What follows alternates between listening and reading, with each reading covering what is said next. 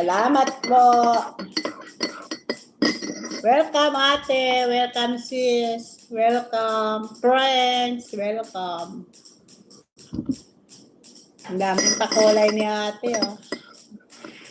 Pupunta lang ako sa iyo sa sunod, mag-live ka. Sabi ni Jessie.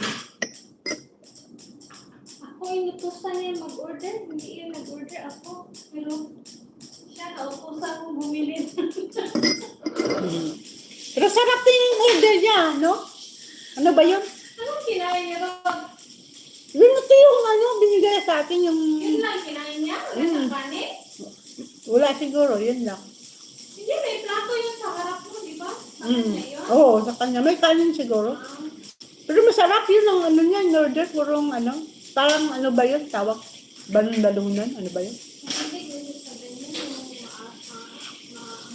Sarap yun. Yung ano ba yung tawag? Nagawa yan kare-kare.